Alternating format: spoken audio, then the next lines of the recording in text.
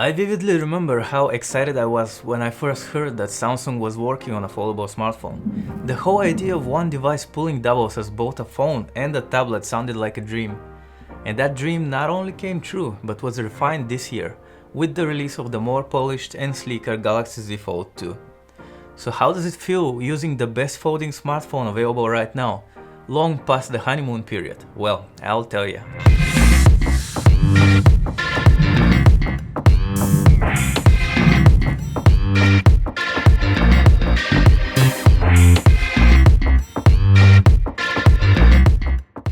Hi, I'm Rado with PhoneArena and you're watching our long-term review of the Samsung Galaxy Z Fold 2.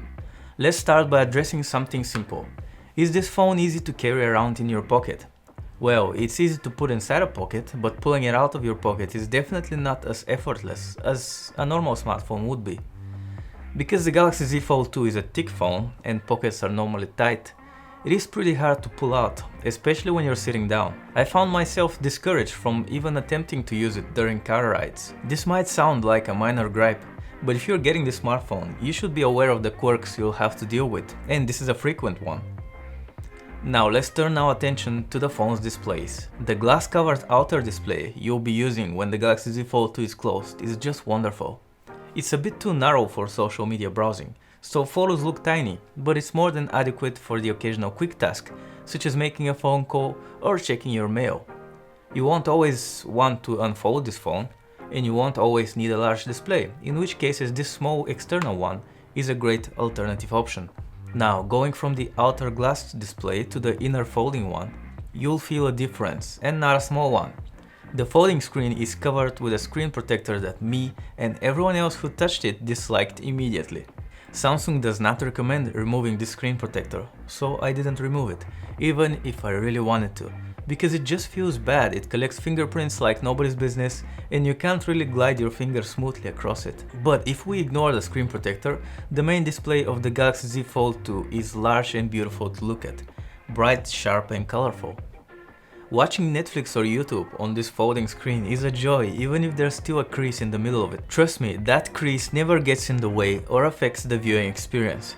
The problem is smartphone apps are generally designed with tall screens in mind. But when you unfold the Galaxy Z Fold 2, you get an almost square display instead.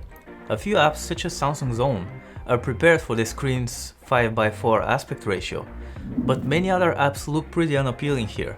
For example, YouTube shows giant thumbnails, so you only see one at a time and you have to scroll down a lot in order to see all the new videos from your subscriptions. Other apps such as Google Play, Discord, Skype and Netflix look just fine though. So this is not a major issue, just something to keep in mind. Because the Galaxy Z Fold 2's large folding display has a 5:4 aspect ratio, like we mentioned, modern videos and movies will have black bars above and below the picture, as they're made with wide screens in mind. But I've been watching old shows like Married with Children and The Fresh Prince of Bel-Air, which were filmed back when TVs had similarly squarish aspect ratios as the one we have here. In fact, many TV shows produced up until the mid-2000s were filmed at 4:3, so such shows fit almost perfectly on the Galaxy Z Fold 2 screen, no pinch to zoom needed. Of course, that's not to say you won't be able to enjoy your modern shows on the Galaxy Z Fold 2, but they will not fit the screen, so you'll have to settle for the black bars. Aside from that, any movies and shows look great here, and the stereo sound you get from the Galaxy Z Fold 2 speakers is loud and spacious. By the way, this phone is a joy to use, not just because of its cutting-edge folding display, but because it's also a flagship-feeling smartphone with fantastic build quality. It feels great in the hands, the hinge is sturdy, and I'm convinced that this is generally a durable phone.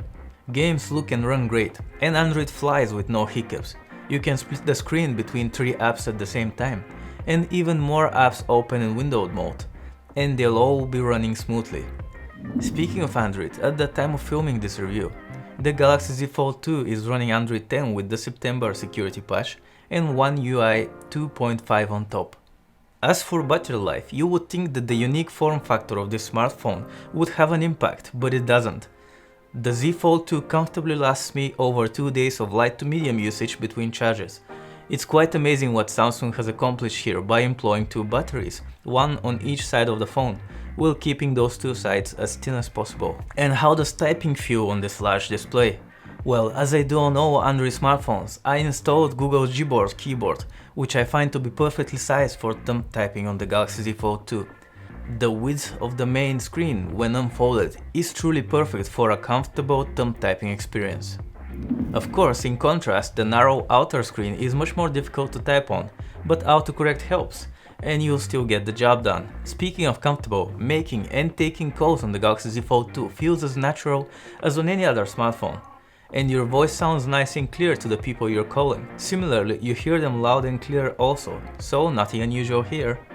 And for the cameras we have on board, all of them are great. And even though I think it's unnecessary, we do have cameras on every side of this phone. You have a selfie hole punch camera inside the outer display, another selfie hole punch camera inside the inner folding display, and 3 cameras on the back of the phone. No matter how you're using it, folded or unfolded, there's a camera facing you and a camera facing the opposite direction, ready to be used. Plus, you can half unfold the phone in order to aim it at yourself or another person, and not have to hold it afterwards, which is one of the many benefits of this strong, solid hinge we have here. So, is the Galaxy Z Fold 2 worth it? It's definitely more worth it than any other folding or dual screen smartphone, as it delivers the best performance, has the most bells and whistles, and sports arguably the best build quality. If you truly believe that this form factor will be useful to you, then it's worth it. And ultimately, what Samsung has delivered here is truly amazing. Check out our full review of the Galaxy Z Fold 2 at PhoneArena.com if you're interested in learning more about it, and hit that subscribe button for more interesting tech-related videos like this one. I'm Rado, thank you for watching.